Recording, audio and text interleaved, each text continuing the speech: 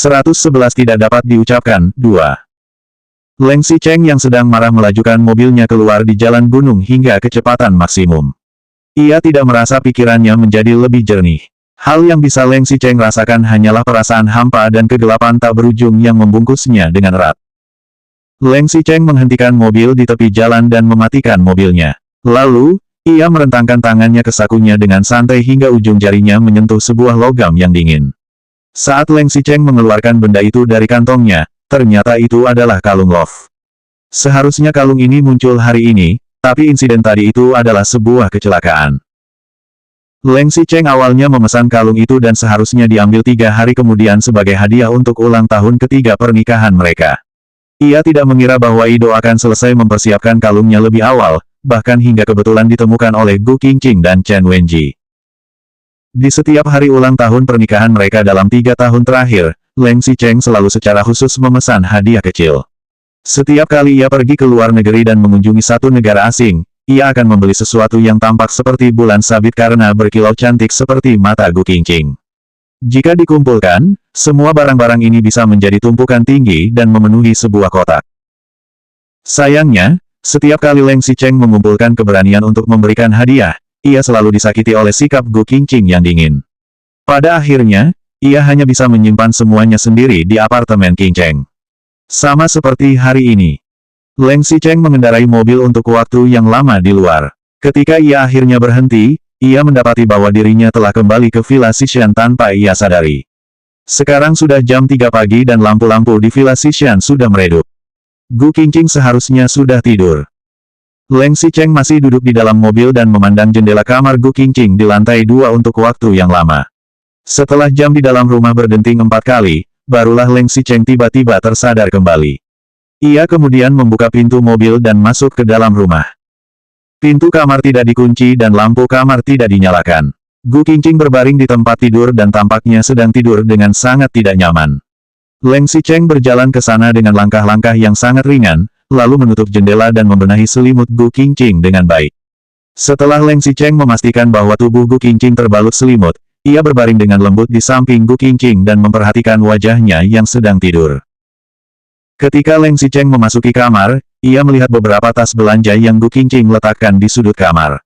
Leng Xicheng berjongkok, perlahan-lahan membuka tas belanjaan itu, dan mengecek isinya.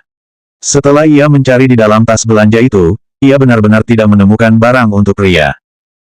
Leng Xicheng tahu dengan jelas bahwa Gu Qingqing tidak sukarela menikah kepadanya 3 tahun lalu. Jika bukan karena ia menggunakan insiden itu untuk memaksa Gu Qingqing menikahinya, mungkin wanita itu sudah pergi ke luar negeri sejak lama. Ketika mereka masih baru menikah, Leng Xicheng sangat baik pada Gu Qingqing dan penuh perhatian. Leng Xicheng tahu bahwa ia telah memaksa Gu Qingqing sehingga ia juga bersikap sangat lembut kepada wanita agar wanita itu juga menyukainya. Tetapi, setiap kali mereka selesai berhubungan badan, Gu Qingqing harus meminum obat untuk tidak mempunyai anak. Mereka hanya berpura-pura akrab dan penuh kasih sayang di depan orang tua Leng Xicheng. Di saat-saat lainnya, bahkan duduk di sebelahnya pun terasa canggung. Ketika mereka berkomunikasi, Leng Xicheng bukannya merasakan kejenuhan antara suami dan istri. Ia malah merasa seperti tamu yang sedang dilayani. Tidak, seharusnya bisa dibilang bahwa perasaan itu begitu dingin seperti es batu. Apalagi saat mereka berdua menghabiskan malam bersama. Kadang-kadang Leng Xicheng menunjukkan sedikit kelembutan, begitu juga ketika Gu Qingqing memiliki permintaan dan membutuhkan uang. Leng Xicheng tidak akan pernah melupakan momen ketika Gu Qingqing berada di pelukannya di malam pernikahan mereka. Gu Qingqing malah bertanya tentang obat agar tidak mempunyai anak. Jelas-jelas tubuh Leng Xicheng waktu itu sangat bergairah, tetapi lain dengan perasaannya. Dari jantung hingga otak, dari setiap tulang di tubuhnya hingga ke setiap inci otot dan kulitnya, bahkan setiap selnya serasa membeku. Gu Qingqing begitu tidak ingin menikah denganku. Begitu tidak ingin mempunyai anak denganku. Juga tidak ingin memiliki masa depan bersamaku. Begitu pikir Leng Xicheng waktu itu. 112 tidak dapat diucapkan 3. Leng Xicheng adalah seorang pria dan ia juga adalah suami Gu Qingqing. Namun, tidak ada tempat bagi Leng Xicheng sama sekali di dalam hati Gu Qingqing. Entah Leng Xicheng memperlakukan Gu Qingqing dengan baik ataupun buruk, Gu Qingqing menerima segalanya seolah-olah ia tidak melihatnya. Apa yang harus Leng Xicheng katakan? Bagaimana bisa ia memohon kepada Gu Qingqing untuk memperlakukannya lebih lembut dan lebih dekat, seperti suami istri biasa. Selain itu, sudah ada orang lain di hati Gu Qingqing sejak lama. Leng Xicheng tidak meminta Gu Qingqing untuk mencintainya, tetapi apakah wanita itu bisa memperlakukannya dengan sedikit lebih baik? Meskipun begitu, Leng Xicheng masih tidak ingin melepaskan Gu Qingqing. Bahkan jika Gu Qingqing membencinya selamanya, Leng Xicheng akan tetap menjaga Gu Qingqing di sisinya dan tidak akan mau bercerai. Mata Leng Xicheng berkedip saat melihat Gu Qingqing yang sedang tidur dan sedikit mengernyit. Tampaknya wanita itu sedang memimpikannya sesuatu yang buruk. Leng Xicheng pun mengulurkan jari telunjuknya dan perlahan mengelus titik di antara alis Gu Qingqing dengan lembut untuk meluruskan alisnya yang berkerut. Jari-jari Leng Xicheng lanjut merapikan rambut Gu Qingqing yang terurai berantakan di pelipisnya dengan lembut. Ia memandangi wajah Gu Qingqing yang sedang tertidur dari dekat. Ia sangat ingin mencondongkan tubuhnya ke depan dan mencium sudut bibir Gu Qingqing. Setelah mereka menikah selama 3 tahun, keduanya juga tidak jarang berhubungan intim. Tetapi, ciuman yang kasih sayang dan lembut seperti ini malah sangat sedikit.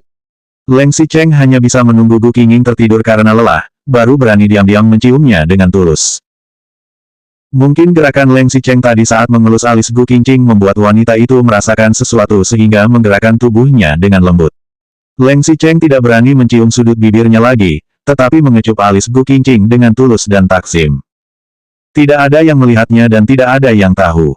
Saat Leng Xicheng berhadapan dengan Gu Qingqing, hatinya begitu rapuh bagaikan butiran debu.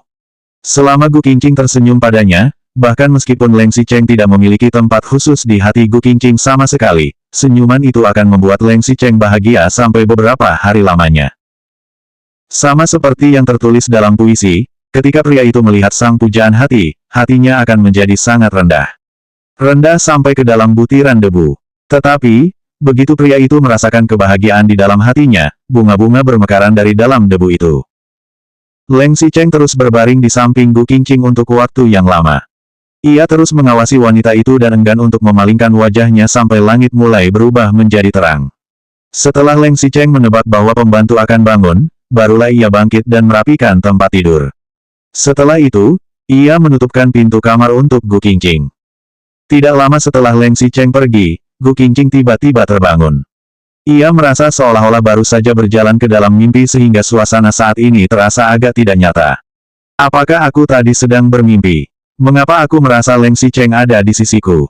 Batin Gu Qingqing. Gu Qingqing segera melihat ke sekitar. Namun, ternyata ruangan kosong dan pintu ditutup. Tidak ada seorang pun di sana. Semua barang masih berada di tempat yang ia letakkan tadi malam. Bahkan, tas yang terletak di sudut juga tidak berubah letak. Gu Qingqing menertawakan dirinya sendiri. Ia tahu bahwa ia pasti sedang bermimpi. Mana mungkin Leng Xicheng akan kembali? Mana mungkin dia akan berada di sisiku, lalu mengelus wajah dan mataku dengan lembut. Batin Gu Qingqing lagi. Bahkan, jika Leng Xicheng benar-benar kembali semalam, pria itu tidak mungkin akan tinggal bersama Gu Qingqing. Gu Qingqing baru saja ingin kembali berbaring dan terus beristirahat. Namun, ia tiba-tiba menoleh dan melihat jendela yang tertutup. Ia sedikit bingung, apakah aku tidak menutup jendela sebelum tidur semalam? Ketika Gu Qingqing keluar dari kamar dan turun pukul 7 pagi, ia melihat Leng Xicheng yang mengenakan pakaian rumah dan sedang duduk di meja makan untuk sarapan di lantai bawah. Saat Gu Qingqing turun ke bawah untuk sarapan, Leng Xicheng juga tidak menoleh melihatnya. Pembantu segera menyajikan sarapan untuk Gu Qingqing. Gu Qingqing duduk di samping dan memakan sarapannya dengan suapan kecil. Jika boleh jujur, Gu Qingqing sedikit terkejut melihat Leng Xicheng di sini. Pria itu semalam pergi meninggalkan villa dengan marah sehingga Gu Qingqing mengira ia tidak akan kembali. Setelah menghabiskan sarapan, Leng Xicheng menggunakan serbet untuk menyeka sudut bibirnya dengan elegan dan berkata, "Ibuku baru saja menelepon untuk meminta kita datang ke rumah tua hari ini." Selanjutnya bab 113 tidak dapat diucapkan, 4.